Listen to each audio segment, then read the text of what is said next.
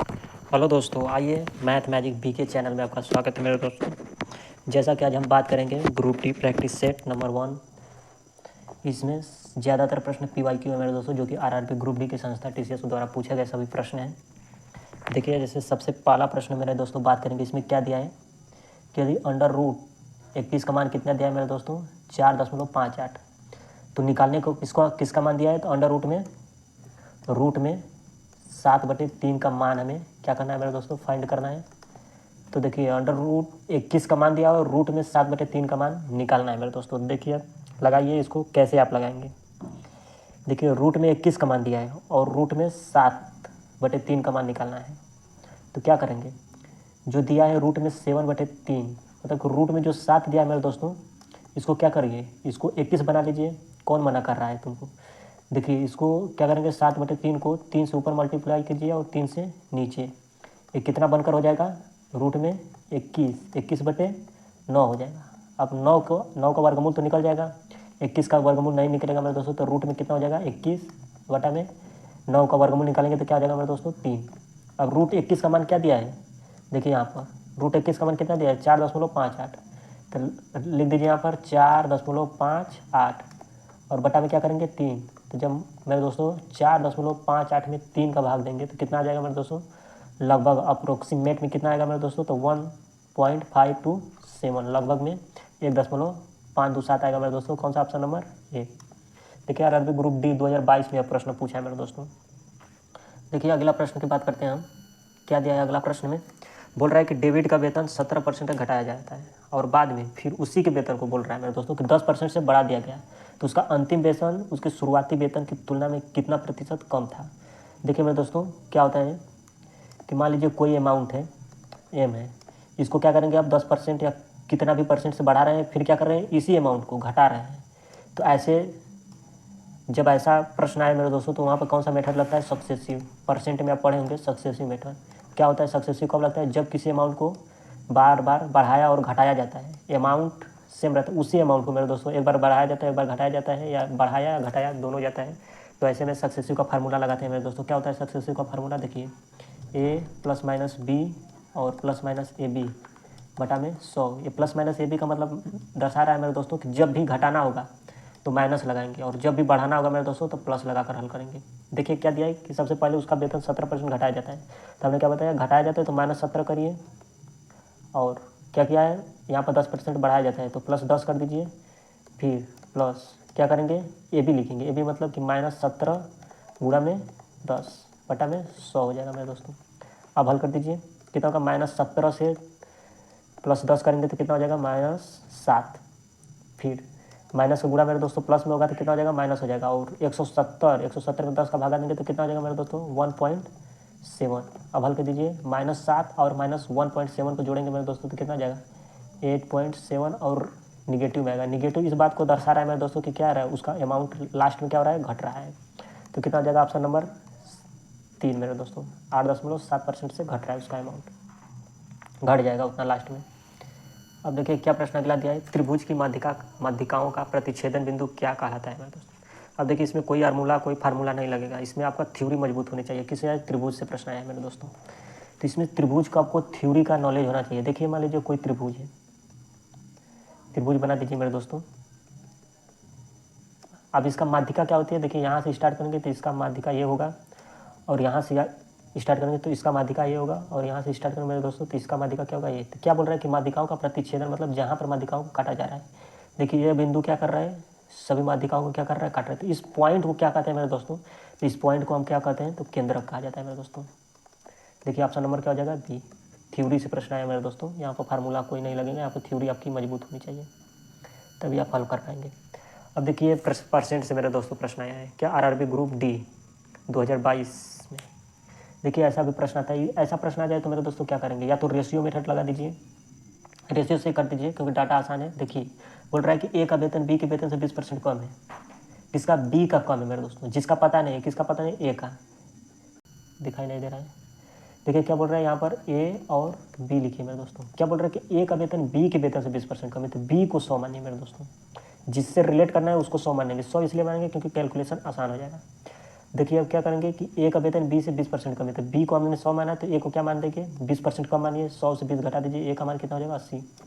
अब क्या बोल रहा है कि बी का वेतन ए के वेतन से कितना प्रतिशत अधिक है। अब देखिए ए जो बी का वेतन है ए से कितना अधिक है 20 अधिक है, किससे ए से, ए कितना है 80%, के लिए 100 से गुणा कर दीजिए मेरे दोस्तों।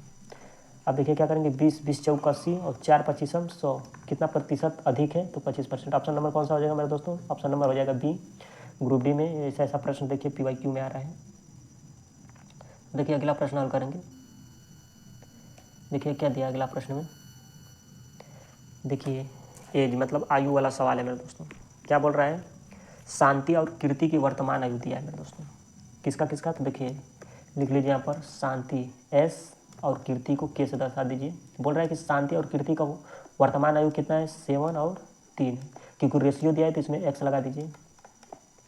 मान लीजिए कि उसका शांति का कितना है 7x और कीर्ति का कितना है 3x है। और क्या बोल रहा है कि 5 वर्ष बाद शांति की आयु 40 वर्ष होगी। ये जो शांति की आयु है मेरे दोस्तों कितना साल बाद, 5 साल बाद। अगर 5 साल बाद बोल रहा है मेरे दोस्तों तो इसके वर्तमान आयु में क्या करेंगे आप 5 साल क्या कर देंगे जोड़ देंगे।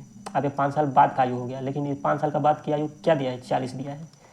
तो मतलब 7x + 5 का मान कितना दिया है 40 दिया है।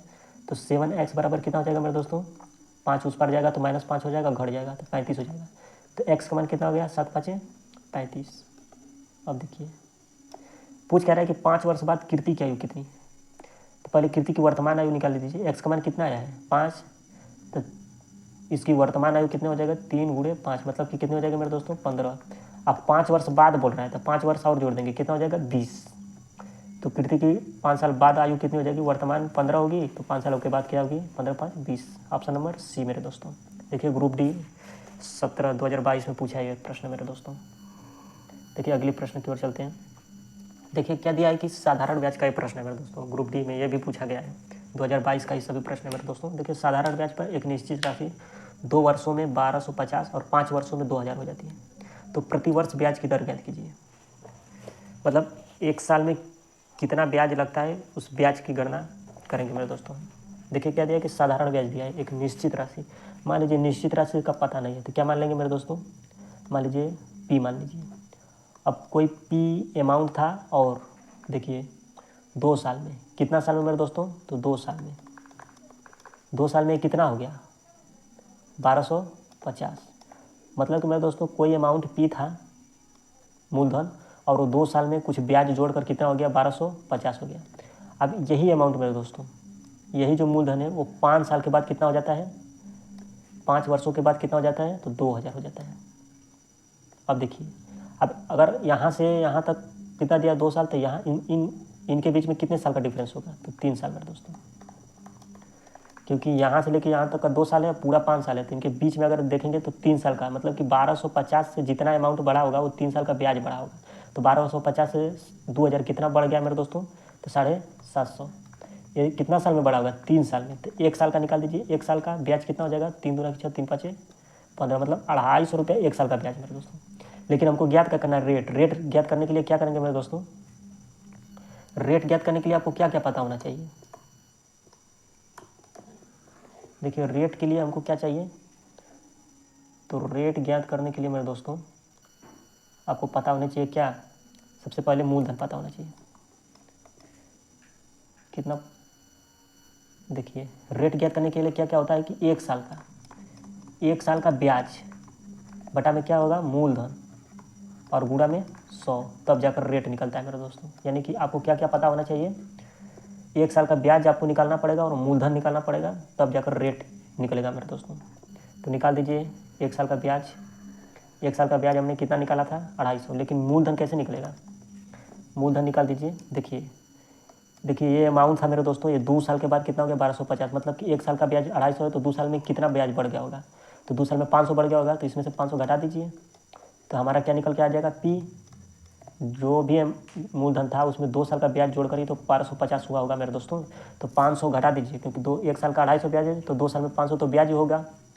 तो 1250 में 500 घटाएंगे कितना हो जाएगा मेरे दोस्तों 750, मतलब 750 क्या था अमाउंट था, और 1 साल का ब्याज कितना था 250, मूलधन कितना निकाल दिए 750।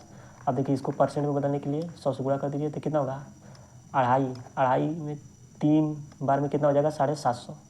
अब कितना होगा मेरे दोस्तों 100/3, तो 100/3 कितना होगा 33.33%। क्या होगा उसका 1 साल का रेट होगा मेरे दोस्तों।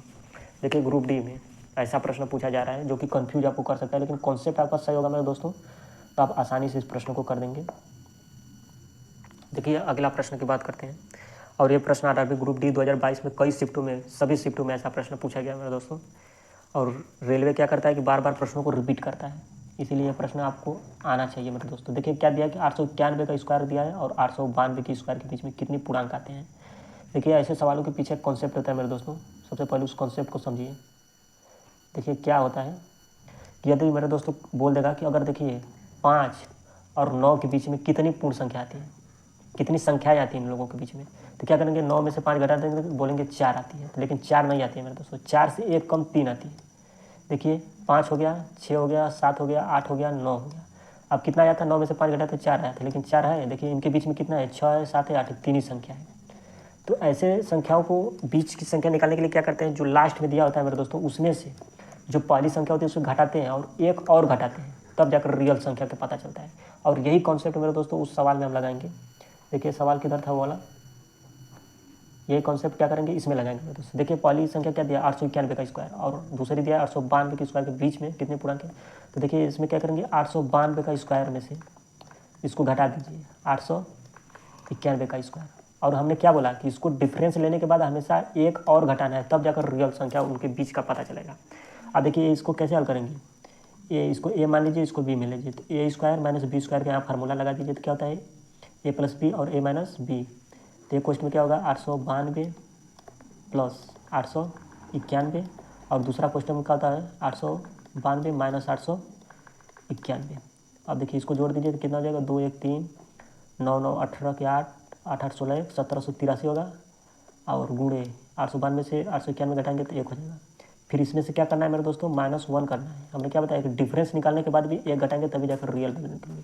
तो 783 में से 1 घटा देंगे तो कितना आ जाएगा मेरे दोस्तों 782 आ जाएगा। ऑप्शन नंबर कौन सा है मेरे दोस्तों, ऑप्शन नंबर बी। और ऐसा हर एक शिफ्ट में प्रश्न देखने को मिला है मेरे दोस्तों 2022 में, क्योंकि ये इंपॉर्टेंट सवाल आ जाता है। ऐसा और भी सवाल आपको मिले तो इसी प्रकार से हल करिएगा मेरे दोस्तों। आइए अगली प्रश्न 10वां पे चलते हैं। देखिए क्या बोल रहा है कि एक वृत्ताकार मार्ग पर चलते हुए अंश को एक चक्कर पूरा करने में 18 मिनट लगता है। देखिए अंश को कितना लगता है, कोई व्यक्ति अंश है इसको 18 मिनट लगता है, और कोई सिद्धि है, कोई सिद्धि व्यक्ति उसको कितना लगता है 12 मिनट लगता है। कोई वृत्त है मेरे दोस्तों, कोई व्यक्ति मान ला यहाँ से स्टार्ट करता है अंश, तो यहाँ पूरा जाने में कितना मिनट लगता है 18 मिनट, और सिद्धि को 12 मिनट लगता है। तो बोल रहा है कि यदि वे एक ही बिंदु से और एक ही समय में चलना आरंभ करते हैं तो वो कितने समय बाद पुनः आरंभ बिंदु पर दोबारा मिलेंगे। तो ऐसे जब मिलने वाला प्रश्न है मेरे दोस्तों तो क्या करते हैं, इसको 18 मिनट लगाए और इसको 12 मिनट, तो 18-12 का एलसीएम जो होगा वही आंसर होता है मेरे दोस्तों। 18-12 का एलसीएम कितना होगा आप जानते होंगे 36 होगा। तो ऑप्शन नंबर कौन सा आ जाएगा मेरे दोस्तों, ऑप्शन नंबर सी। ऐसे प्रश्नों में आप एलसीएम से ही कर सकते हैं। अब देखिए ट्रिग्नोमेट्री का, क्योंकि ग्रुप डी में मेरे दोस्तों एडवांस भी पूछता है, तो एडवांस का भी प्रश्न बहुत बार देखने को मिला है। तो देखिए ये ट्रिग्नोमेट्री का प्रश्न दिया है, क्या है कि 7 से के ब्रैकेट में 1 प्लस साइन है, और दूसरे ब्रैकेट में दिया है से के -10 है -4 का मान ज्ञात कीजिए। देखिए 7 को सेम रखिए, और जो से के दिया है 1 प्लस साइन ए का जो ब्रैकेट है इसमें गुणा कर दीजिए से के का। तो 1 में से के का गुणा करेंगे तो कितना होगा सेक ए हो जाएगा मेरे दोस्तों, और जब प्लस साइन में से का गुणा करेंगे तो कितना होगा, देखिए सेक कितना होता है 1/cos ए हो जाता है, क्योंकि सेक जो है कॉस का रिवर्स होता है। अब गुणे में कितना होगा साइन ए। अब देखिए साइन ए बटा में कॉस ए क्या होता है 10 ए होता है, तो यहाँ पर डायरेक्ट लिख दीजिए 10 ए। फिर दूसरा क्वेश्चन में क्या दिया है सेक ए और -10 ए, इसे मिटा दीजिए मेरे दोस्तों, इसका ज़रूरत नहीं है।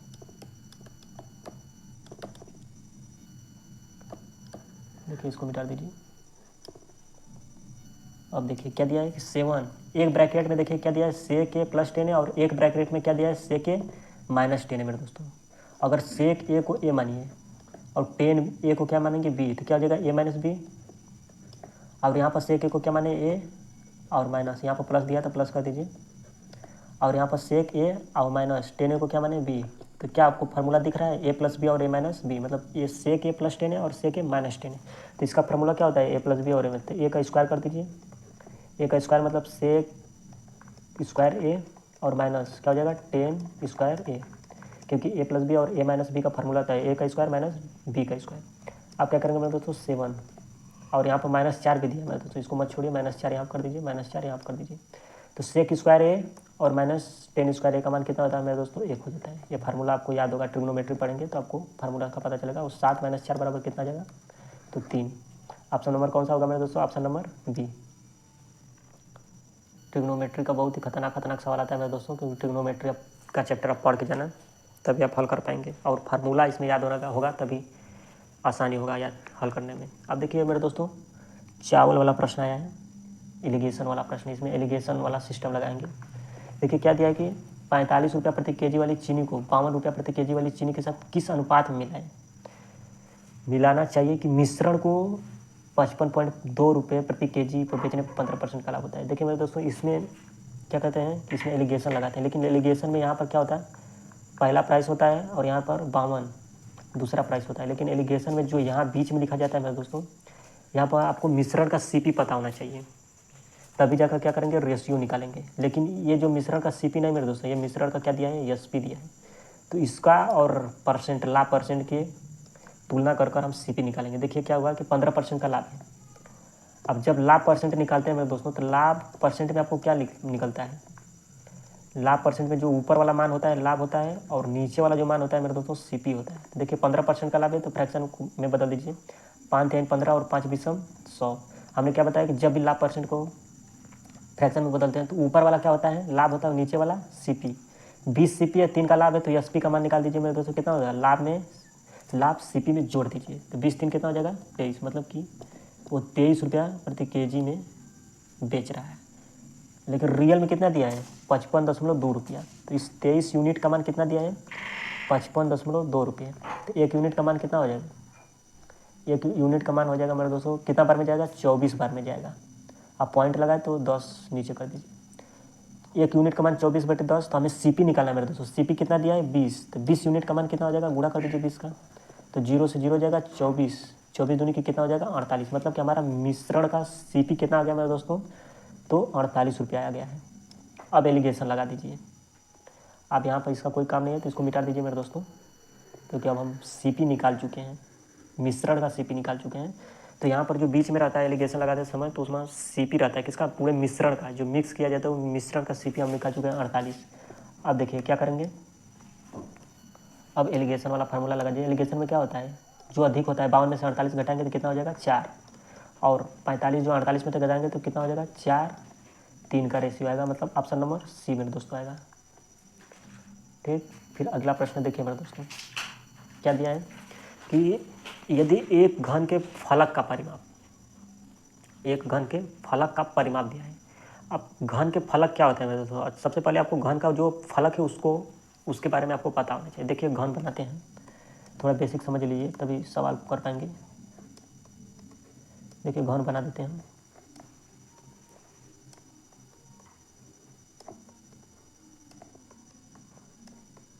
ये घन हो गया मेरे दोस्तों। क्या बोल रहा है कि घन के एक फलक का परिमाप दिया है 48 सेंटीमीटर। तो देखिए जो घन होता है मेरे दोस्तों, इसमें क्या होता है 6 फलक होते हैं। एक देखिए फलक यहाँ से स्टार्ट होता है, यहाँ से और यहाँ से और यहाँ से, एक फलक हो गया, और ये वाला 2 फलक हो गया, और ये वाला 3 फलक हो गया मेरे दोस्तों, 3 फलक हो गया, और ये वाला जो है, ये वाला एक, ये जो है मेरे दोस्तों, ये क्या हो गया 4 फलक हो गया। और देखिए एक नीचे वाला जो होता है, ये नीचे का 5 हो गया, और एक ये वाला 6 फलक हो गया मेरे दोस्तों। और 6 फलक का जो भुजा होती है मेरे दोस्तों, सभी का क्या होती है, सेम होती है। मतलब कि हम बोल सकते हैं कि जो 6 फलक है मेरे दोस्तों, वो क्या है, 6 वर्ग से बना होता है, क्योंकि जिसकी भुजा चारों बराबर होती है वो क्या होता है, वर्ग होता है। तो मान लीजिए कि क्या होता है, 6 वर्गों से मिलकर बना होता है घन। तो एक फलक की बात कर रहा है, मतलब एक वर्ग का परिमाप कितना होता है मेरे दोस्तों 4 है।